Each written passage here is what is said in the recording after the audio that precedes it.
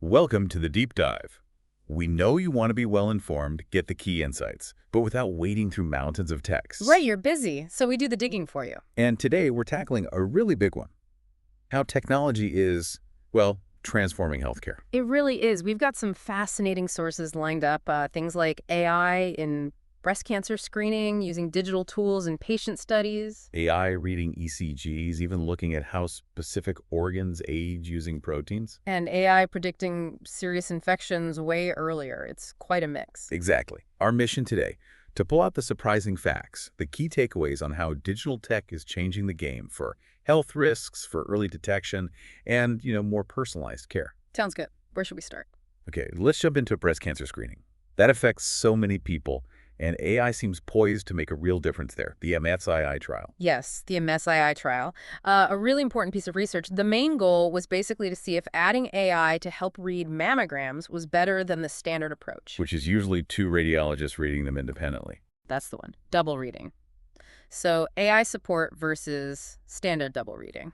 And the headline finding was pretty dramatic, wasn't it? Something like a 29% increase in cancer detection with the AI. That's right, 29%, a really significant jump. Wow. And crucially, it's what kind of cancers they found more of. It was mostly these small, invasive cancers that hadn't spread to the lymph nodes yet. Okay, so potentially catching them earlier when they're more treatable. Exactly. And also an increase in what they call high-grade in situ cancers.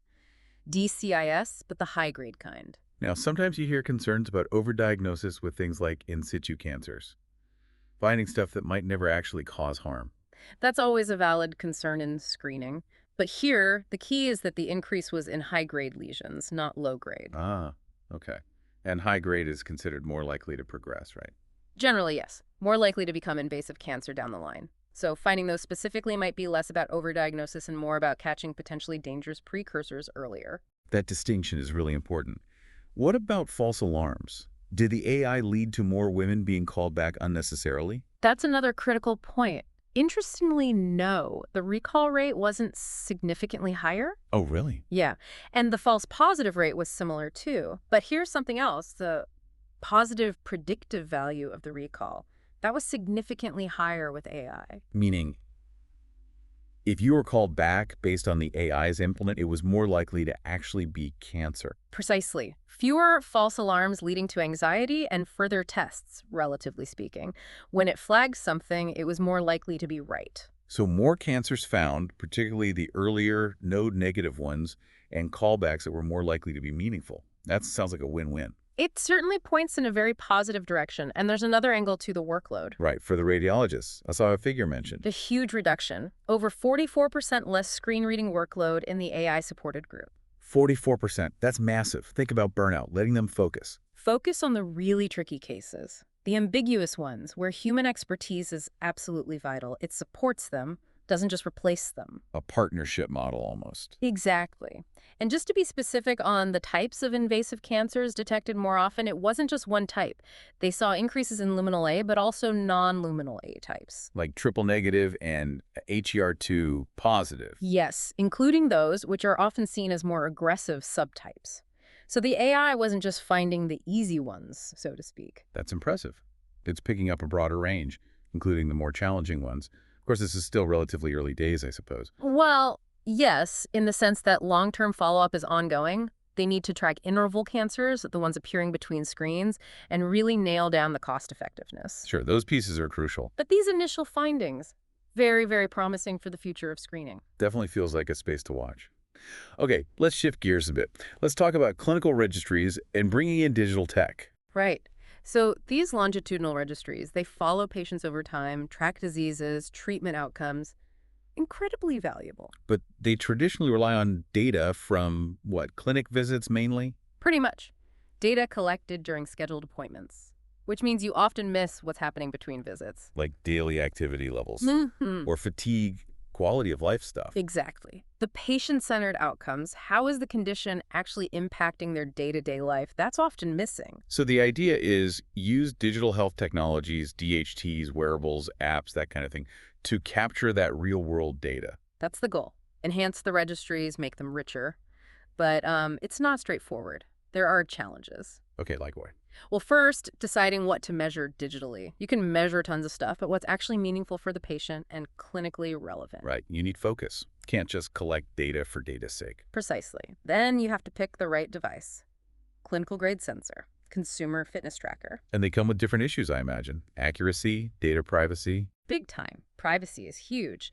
And data access, can researchers get the raw data or just the company's process numbers? What if their algorithm changes? Transparency is key. Plus, just practical things like, are they easy for patients to actually use? Battery life. Absolutely. Especially thinking about who's in these registries. The source used valvular heart disease as an example. That often affects older adults, Yeah, so the tech needs to be user-friendly for them, not a burden. which ties into the third challenge, representativeness and engagement. Making sure the people using the tech actually reflect the whole patient group. Yes, you don't want data skewed towards only younger, tech-savvy, maybe wealthier patients. That wouldn't give you the full picture. And keeping them using it consistently Yeah. over months or years. That sounds tough. It is. Maintaining that long-term engagement is a major hurdle. Okay, so real challenges. But the potential upside seems massive, thinking about that heart valve example. Oh, definitely. Imagine tracking someone's actual physical function, how far they can walk, stairs they can climb, alongside their reported quality of life before and after a valve procedure. You could really see what treatments help people get back to doing what they care about, right? Like hobbies, independence. Exactly. Tailoring care based on objective, real-world outcomes that matter to the patient. It could refine guidelines, improve shared decision-making. Maybe even allow more remote monitoring, less travel to clinics. That's another potential benefit. So yeah, hurdles exist, but the goal, richer, patient-focused data is really compelling. Makes sense. Okay, let's move to another AI application, reading ECGs, electrocardiograms. These are standard tests, right? Super standard, been around forever, measures the heart's electrical activity, simple, non-invasive. But AI can apparently pull out way more information from them now. A surprising amount, yes. Not just rhythm, but quantitative stuff that a human might miss or would take ages to calculate manually. Like what kind of things? Give me some examples. Okay, so AI can estimate things like left ventricular ejection fraction, a key measure of pumping strength. Wow, from a standard ECG. Yeah. Also, the size of heart chambers, like the left atrium. It can pick up subtle signs related to valve function, like tricuspid regurgitation velocity. Even estimate the thickness of the heart muscle. It's a lot more detail than I realized you could get. It really is. It turns this common basic test into potentially a much richer source of diagnostic information. So the implication is pretty clear. Potentially spotting heart problems earlier, getting more detail without necessarily needing more complex or invasive tests right away. That's the potential, yes. Earlier detection, more nuanced understanding of cardiac health, just from analyzing the standard ECG data differently. Fascinating. Okay, from reading electrical signals to something maybe even more complex, organ aging. Tell me about this proteomic signature idea. Right, this is really cool. The basic idea is that biological aging isn't uniform across the whole body. Your different organs can age at different speeds. So my liver might be older or younger biologically than my chronological age, or compared to my heart. Exactly. And this study looked at protein levels in the blood proteomics to try and measure these age gaps for specific organs. They looked at 9: arteries, brain, heart, immune system, gut, kidney, liver, lung, and pancreas. They found protein patterns linked to the biological age of each of those organs. Essentially, yes. Signatures in the blood reflecting organ-specific aging. And the really big finding, having larger age gaps, meaning an organ was biologically older than expected, was linked to a higher risk of developing various diseases later on. How many diseases? They linked these accelerated organ aging patterns to an increased risk for 30 different diseases over a 20-year follow-up. 30. Okay. Was it always straightforward, like a faster aging heart leads only to heart disease? Sometimes, yes. They found what they called strict organ specificity for 6 diseases. So faster liver aging strongly predicted liver failure.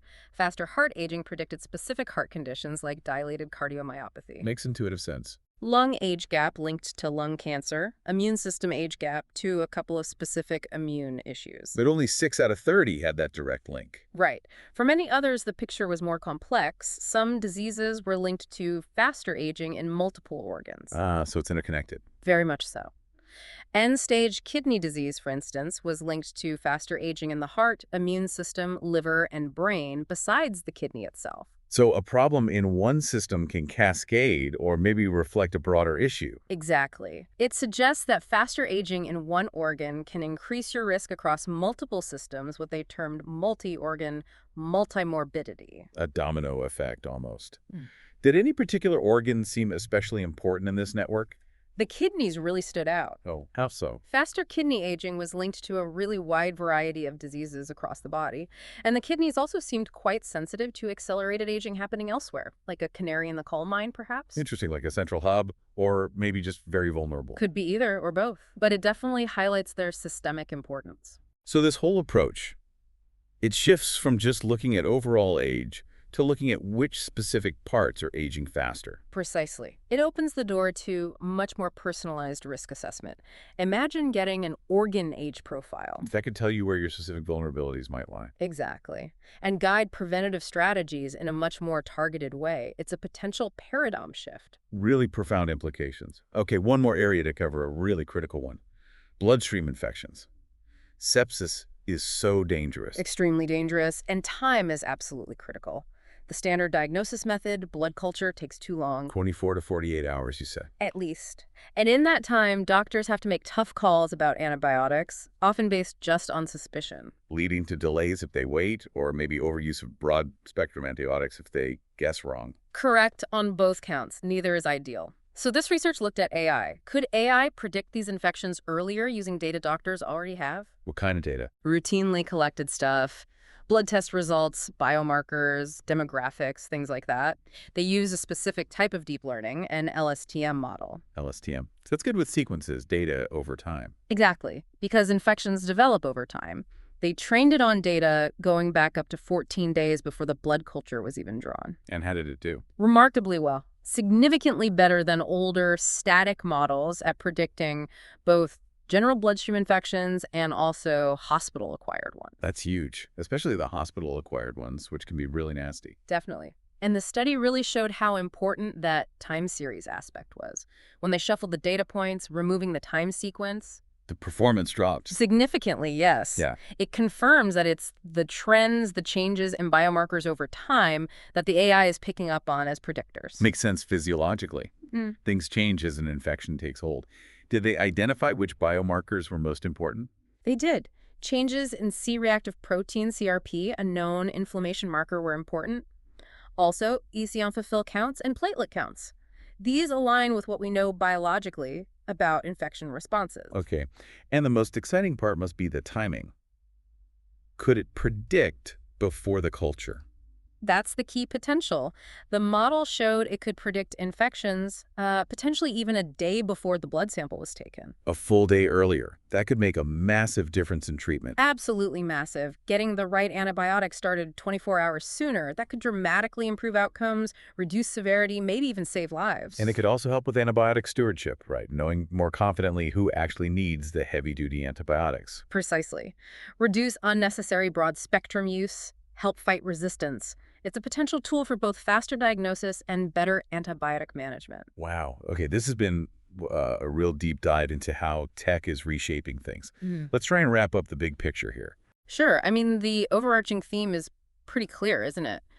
Digital tech, especially AI and advanced data analysis, it's not just hype. It holds enormous promise. Yeah, we've seen concrete examples. AI making breast cancer screening potentially much more effective. Digital tools giving us a richer view of patient lives in those long-term registries. AI squeezing way more info out of a simple ECG. This incredible proteomic view of organ aging and predicting disease risk. And AI spotting deadly infections potentially a day earlier using existing data. It's pretty staggering. It really points towards earlier, more accurate detection, much more personalized risk understanding, and ultimately better ways to manage health. It really does.